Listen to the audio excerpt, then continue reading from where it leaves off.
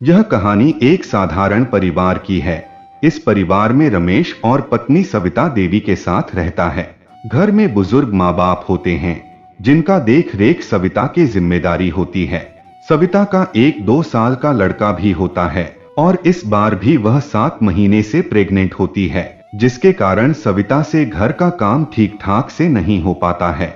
ना नहाना धोना, ना खाना पीना सही समय पर बना पाती हैं। पति रमेश बाहर काम पर चले जाते हैं। घर में बुजुर्ग माँ बाप और छोटा सा 2 साल का बेटा को देखने की जिम्मेदारी सविता देवी की होती है, जो 7 महीने से प्रेग्नेंट है। अब इस अवस्था में सविता देवी घर का कोई काम नहीं कर पाती, ना बच्चे का देखभाल कर पाती, ना सास ससुर की, खुद को संभालने में ही परेशान रहती है। यह सब देख सोचकर सविता इस समस्या को कम करने और घर का देखभाल करने के लिए एक उपाय सोचती है। जब शाम को उनका पति रमेश घर पर आता है काम करके, तो खाना खाने के बाद पत्नी सविता देवी अपने पति रमेश से कहती है, सुनिए, मैं कुछ कहना चाहती हूँ आपसे। रमेश कहता है, हाँ कहो सविता, क्या कहना चाहती हो? सविता कहती है, देखिए आप तो जानते हैं मैं 7 महीने की पेट से हूँ। अब मुझसे घर का कोई काम नहीं हो पा रही है, ना बच्चे का देखभाल कर पा रही हूँ, ना बुजुर्ग माँ बाप की कोई सेवा कर पा रही हूँ, और आप घर से बाहर काम से चले जाते हैं, फिर घर में सबको दिक्कत और परेशानी हो रही है। कोई भी देखभाल और कामकाज करने के लिए अपने घर में नहीं है। इसलिए मैं सोचती हूँ कि अगर आप कहे तो मैं अपने मायके से अपनी छोटी बहन चांदनी को बुला लूं। आप जाकर उसे ले आते, कुछ दिन तक यहाँ रहेगी तो सब काम करेगी, माई बाबूजी को सही समय पर खाना पीना बना कर देगी, अपने बाबू को भी देखरेख करेगी और मेरा भी ख्याल रखेगी, और उसके आ जाने से आप भी निश्चिंत होकर अपना कामकाज शांति से कर पाएंगे। घर की चिंता कम करनी होगी आपको, क्या कहते हैं आप? ये सब सुन रमेश कहता है, अरे इसमें कहना क्या है, ये तो बहुत खुशी की बात है। अपना घर में हमारे साली जी आएगी और घर परिवार की देख रेख करेगी, हमें तो बहुत खुशी होगी। अगर चांदनी यहाँ आएगी, तुम कहो तो मैं आज ही चांदनी को बुलाने जाएं अपने ससुराल। ये सुन सविता खुशी से कहती हैं, हाँ आप जाइए और मेरी बहन चांदनी को बुला लाइए, और अपने माई बाबूजी से पहले से ही बात कर रखी थी, सिर्फ आपसे यह पूछना बाकी था। अब आप हाँ कर दिए तो सब अच्छा हो गया। चांदनी भी कहती हैं, जीजा जी आएंगे मुझे बुलाने तभी मैं आऊंगी। रमेश कहता है, मैं अभी जाता हूँ अपने प्यारी चुलबुली साली को बुलाने। ये कहकर रमेश वहां से निकलते हैं अपने ससुराल जाने के लिए। बाहर जाकर बाइक स्टार्ट करते हैं। सविता देवी कहती है, ठीक से संभाल कर जाइएगा और आराम से लेकर आइएगा चांदनी को। रमेश कहता है, ठीक है, कहकर चला जाता है। सविता खुशी से अपने बेटा राजू से कहती है, राजू आज शाम में तेरा चांदनी मौसी आ जाएगी, तुम उसके साथ खूब खेलना, अब तुम्हारी खूब ख्याल रखेगी। यह कहकर राजू को कमरे में लेकर चली जाती है और फोन करके अपने मायके में बता देती है कि चांदनी तैयार रहना, तुम्हारे जीजा जी जा रहे हैं तुम्हें वहां से ले आने बाइक से। यह सुन चांदनी कहती है, ठीक है दीदी, हम तैयार हैं, जीजा जी के आते ही हम आ जाएंगे। इधर ससुराल में चांदनी अपने माँ बाप से कहती है, दीदी का फोन आया था, मुझे जीजा जी के साथ दीदी के घर जाने के लिए। जीजा जी मुझे बुलाने आ रहे हैं, इसलिए मैं तैयार हो गई हूँ, उनके आते ही जल्दी जाना होगा। दीदी बोली है तैयार रहने के लिए। चांदनी के माई बाबूजी कहते हैं, ठीक है। तभी वहां बाइक से चांदनी के जीजाजी पहुंचते हैं, सबको प्रणाम करते हैं, थोड़ी बातचीत समाचार होता है। हल्का नाश्ता करने के बाद रमेश कहता है अपने सास ससुर से, माई बाबूजी अभी हमें जल्दी जाना होगा, वहां घर पर देखने वाला कोई नहीं है, मुझे और चांदनी के जाने की इजाजत दीजिए रमेश के साथ चांदनी को भेजने के लिए। चांदनी के माई बाबूजी हाँ कर देते हैं, कहते हैं, ठीक है बेटा, रमेश चांदनी को ले जाइए और हाँ ठीक से संभल कर जाएगा, जल्दबाजी नहीं कीजिएगा, रास्ते में आराम से जाइएगा। रमेश कहता है, ठीक है बाबूजी प्रणाम, हम चलते हैं, और चांदनी को बाइक पर बिठाकर निकल जाते हैं। रास्ते में दोनों जीजा साली आपस में हंसी मजाक और कुछ बातें करते खुश होकर मस्ती में जा रहे होते हैं। समय गुजरता है, शाम हो जाता है। रमेश और चांदनी आपस में बात करते हैं। रमेश कहता है, देखो चांदनी, ये मेरा गांव आ गया। रमेश चांदनी के साथ अपने घर पहुंचता है, जहां चांदनी जाकर सभी को प्रणाम करती है। रमेश के माई बाबूजी चांदनी को आशीर्वाद देते हैं। बहन सविता देवी गले लगा लेती है और अपने बेटे राजू को कहती है, बेटा राजू आ गई तुम्हारी मौसी, अब यही तुम्हारी ख्याल रखेगी। चांदनी राजू को अपने गोद में लेकर गले लगा लेती है। तभी रमेश कहता है, आप सभी आपस में बात कीजिए, तब तक मैं बाजार से सब्जी लेकर आते हैं। चांदनी कैसी है? मैं ठीक हूँ दीदी, तुम अब आराम से बैठो, मैं घर का सभी काम करती हूँ। अब मैं आ गई हूँ, तुम्हें कोई काम नहीं करना होगा, अब सब काम मैं कर लूंगी। यह सुन सविता कहती है, इसलिए तो तुम्हें बुलाई हूँ, कहकर सभी हंसने लगते हैं। चांदनी काम करने लगती है।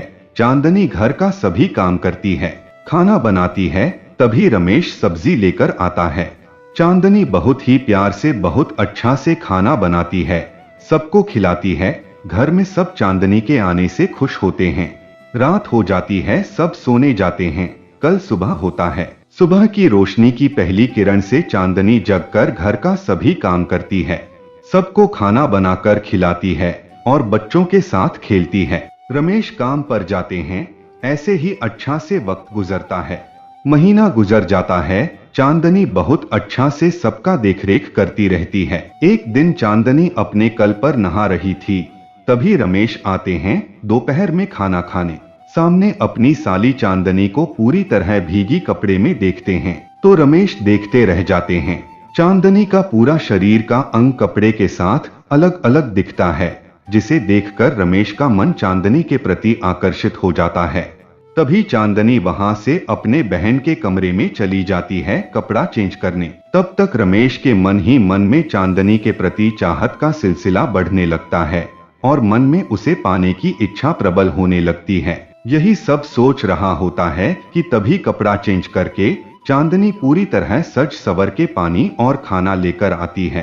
कहती है, खाइए जीजाजी और मस्त होकर काम पर जाइए। देखिए, आपने साली के हाथ का खाना खाकर मोटा हो गए हैं, एक ही महीने में। कुछ दिन में तो पहलवान हो जाएंगे, कहकर हंसने लगती है। चांदनी की बहन सविता वहां आती है।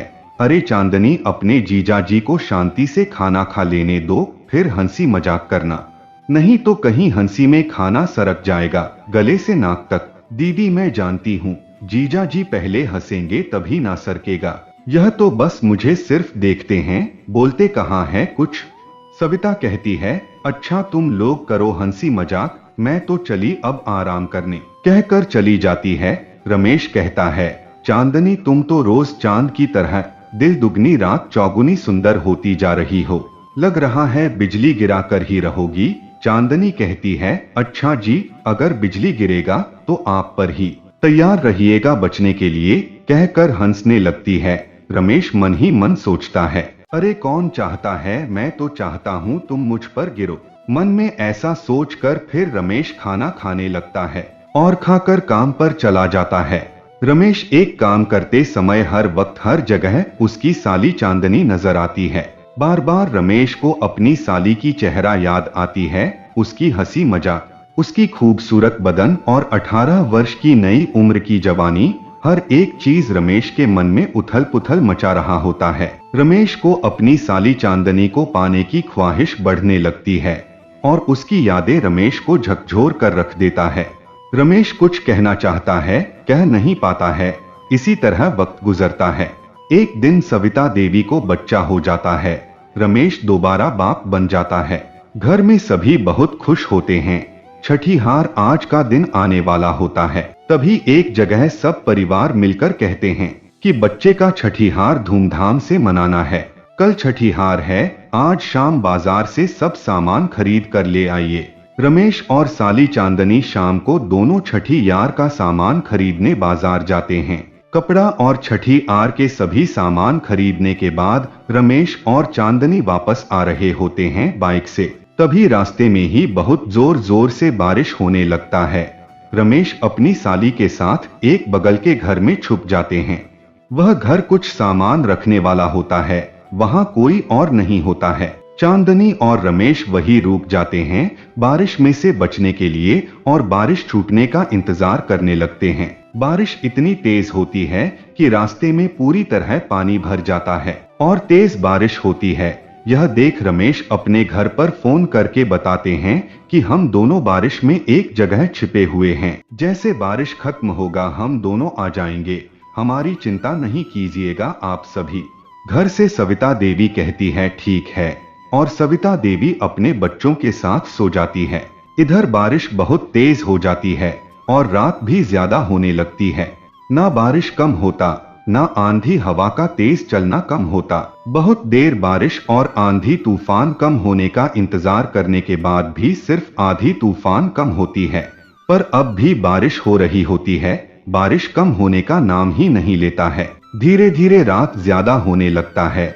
तब रमेश अपनी साली से कहता है, इस बारिश का आनंद लो चांदनी। चांदनी कहती है, नहीं जीजा जी, यह तो दीदी के साथ धोखा होगा। रमेश कहता है, यह कोई धोखा नहीं है, सामने हम दोनों तो बस एक दूसरे की चाहत और खुशी के लिए ऐसा कर रहे हैं, और वैसे भी तुम्हारी दीदी को कुछ पता ही नहीं चलेगा।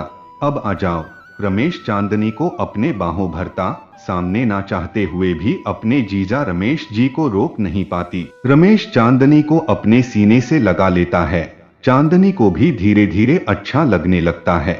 शांत हो जाते हैं। इसी मौके का फायदा उठाकर हद से गुजर जाते हैं।